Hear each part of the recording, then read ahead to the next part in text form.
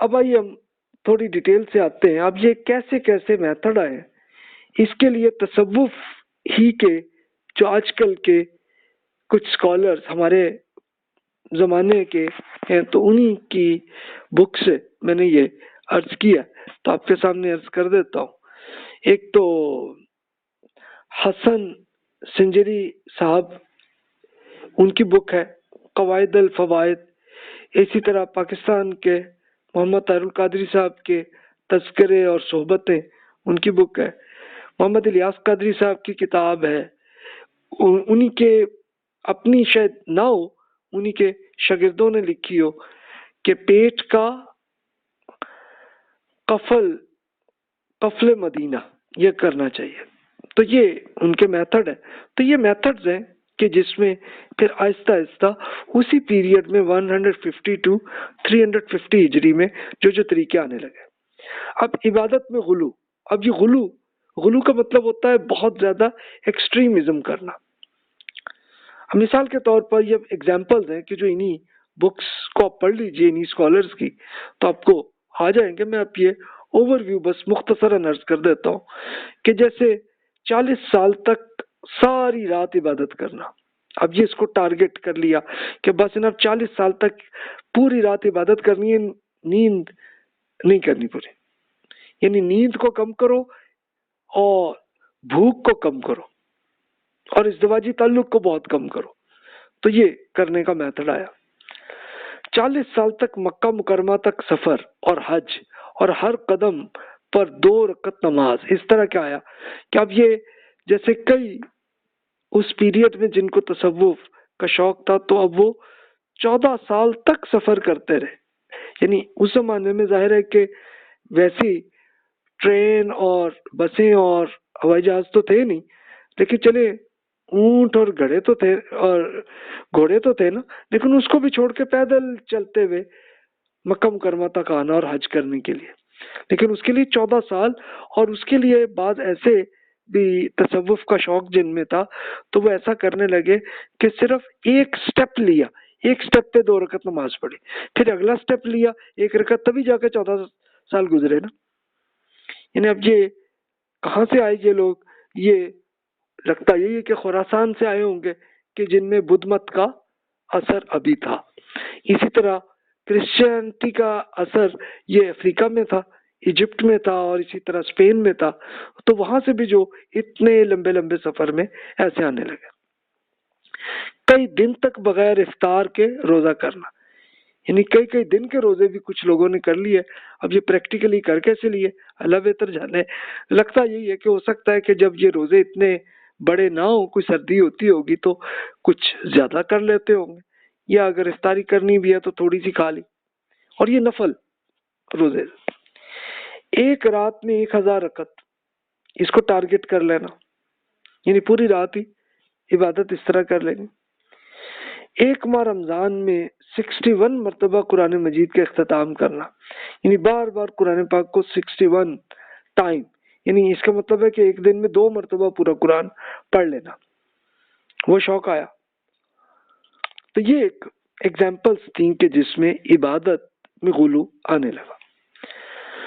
اچھا، دنیاوی ذمہ داریاں اور لذت سے گریز کرنا، اس کے لیے کچھ ایگزامپلس اس ٹائم کی وہ عرض کر دوں کہ جیسے رابعہ بصریہ صاحبہ، یہ بھی اس زمانے کی خاتون تھیں.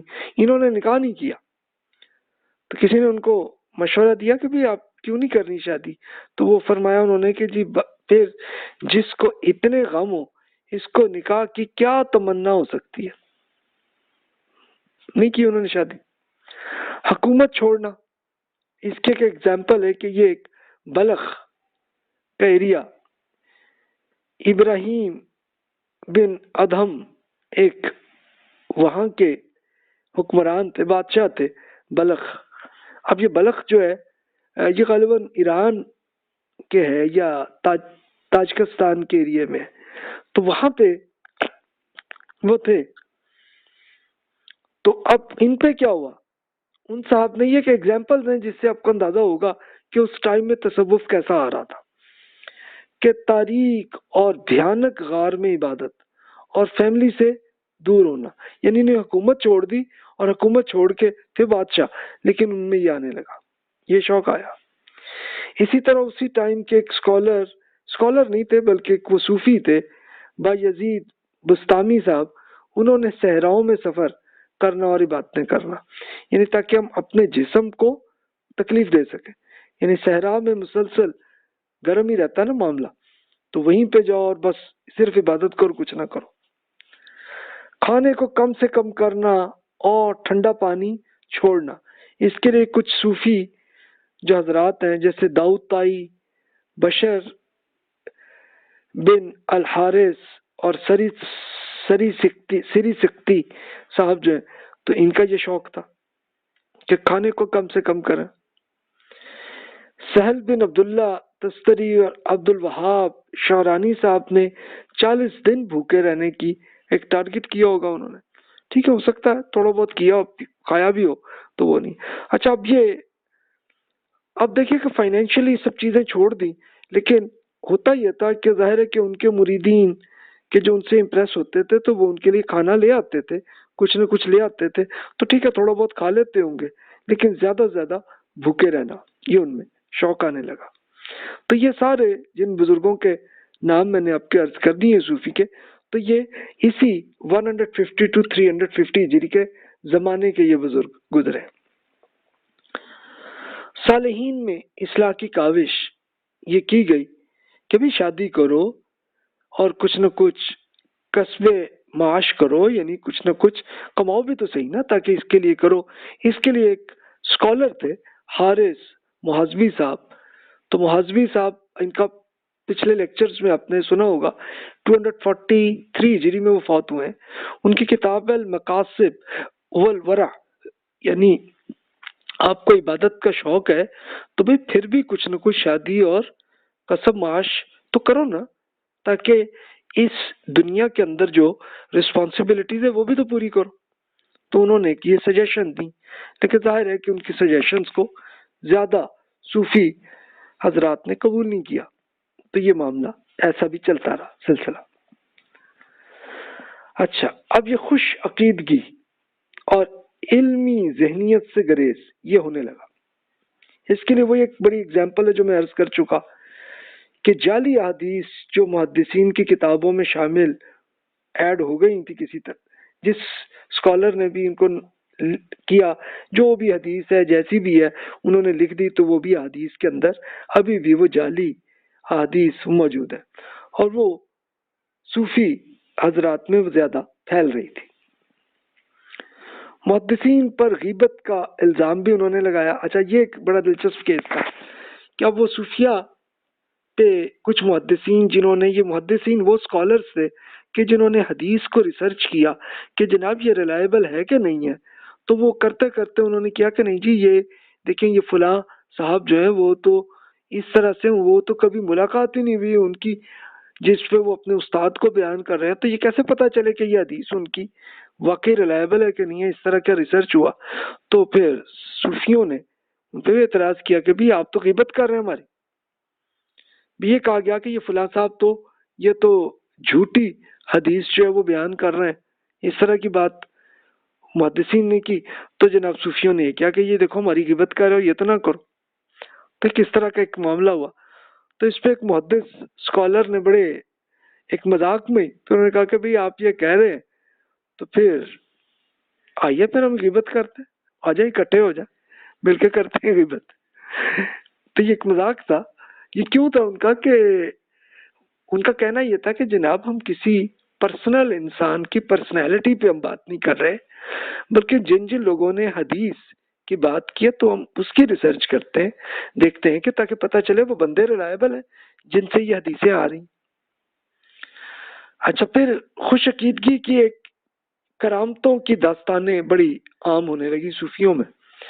اس کی ایک ایگزامپل آپ کو خود صوفی حضرات کی یہ جو بکس جو میں نے آپ کے سامنے ابھی عرض کی تھی انہی کو پڑھ لیجئے تو بہت ملیں گی، اور پھر سیم کرسچنز کے اندر بھی وہاں ایسی کرامتوں کی بڑی کہانیاں آپ کو ملیں گی، وہ بھی بہت عام ہونے لگی۔ اچھا، ایک دوسرا معاملہ یہ تھا کہ جو فقہا تھے، جو بھی فقہ کے اسکالرز ہوتے تھے، تو ان میں دنیا پرستی زیادہ عام ہو گئی تھی. یہ اب 300 ہجری کے آس پاس کا پیریڈ تھا، کیونکہ اس لیے کہ ان کو گورنمنٹ میں بڑی اچھی اچھی جابز مل رہی ہوتی تھی انہیں، تو وہ دنیا پرستی کا شوق زیادہ آنے لگا تھا. لیکن صوفیہ میں اس کے اپوزٹ یہ تھا کہ دنیا پرستی سے دور رہنا، تو وہ بھی ایک رجحان یہ بھی تھا. تو کچھ میں یہ تھا، کچھ میں یہ تھا، یہ ایک سلسلہ چل رہا تھا. علوم القرآن، حدیث اور فقہ سے دوری یہ صوفیہ میں رہی. تو ان میں کچھ لوگ تو ملیں گے کہ جنہوں نے قرآن، حدیث، فقہ اس پہ غور کیا، اسٹڈی کیے، لیکن بہت سے صوفیہ نے اس کو آہستہ آہستہ چھوڑنا شروع کر دیا کہ بھئی اس پہ بڑی وہ ریسرچ اور یہ سب کیا جاتا ہے، تو چلو چھوڑو اس کو. کچھ میں ہوگا، کچھ میں نہیں ہوگا. اب آپ کو ملے گا کہاں؟ یہ آپ انہی اسکالرز کی جن کی بکس میں نے آپ کے سامنے رکھ دی ہیں، حسن سنجری صاحب کی، طارق القادری صاحب کی، الیاس قادری صاحب کی، تو انہی کی بکس کو پڑھ لیجئے تو آپ کو وہ ایگزامپلز ملیں گی. انسانی نفسیات کے مطالعے میں بہرحال غیر معمولی شغف ان کے کچھ، یعنی صوفیہ کے اندر بھی کچھ اسکالرز تھے کہ جن میں آیا کہ جیسے ایک سائیکالوجی میں بہت سارے فلسفے کی جتنی بکس تھیں انہوں نے پڑھی. جیسے حارث محاسبی صاحب کی یہ کتاب ہے کتاب الرعایا لحقوق اللہ، یعنی نفسانی اور روحانی امراض، جس میں ریاکاری، تکبر، عجب کیا ہوتا ہے کہ انتہائی تکبر ہونا، اور نفسانی خواہشات کے غلبے، نفس کا محاسبہ، یعنی اپنے آپ کو ہم کیسے سیلف اسیسمنٹ ہم کریں، تو یہ انہوں نے اپنی بک میں لکھا ہوا ہے. تو وہ صوفیوں کے ایک بڑے اسکالر تھے، انہوں نے صوفیہ کو بھی سمجھانے کی کوشش کی کہ بھئی علم کی طرف شوق میں تو آؤ نا. تو یہ ان کی بکس ہیں. اچھا، کچھ اور صوفیہ کے اسکالرز نے سائیکالوجی میں بڑی اچھی بکس لکھی ہیں، جیسے ابو طالب مکی صاحب ہیں، ابو القاسم قشیری صاحب ہیں، علی اجویری صاحب ہیں. ان کی بک میں بھی سائیکالوجی بہت کچھ آپ کو ملیں گے. علی اجویری صاحب وہی ہیں جن کو داتا جی کہتے ہیں لاہور کے، یہ وہ بزرگ ہیں، ان کی بک ہے. عبداللہ الحروی صاحب ہیں، اور سب سے زیادہ ڈیپتھ سے سائیکالوجی پہ غزالی صاحب جو ہے ان کی بک ہے، وہ 505 ہجری میں فوت ہوئے. تو آپ خود امیجن کر سکتے ہیں کہ اس ٹائم میں سائیکالوجی پہ بہرحال صوفیہ کے اسکالرز نے بہت ڈیپتھ سے کام کیا اور وہ آیا. ابھی بھی غزالی صاحب نے اتنی ڈیپتھ سے سائیکالوجی پہ اتنی وہ کی ہوئی ہے کہ ایون آج کل بھی یورپ اور امریکہ کی یونیورسٹیوں میں غزالی صاحب کی بکس ابھی بھی پڑھائی جاتی ہیں. اس کا ظاہر ایک ترجمہ کر کے انگلش میں اور وہ پڑھاتے ہیں وہاں. اس حد تک سائیکالوجی کے اتنے بڑے اسکالر گزرے.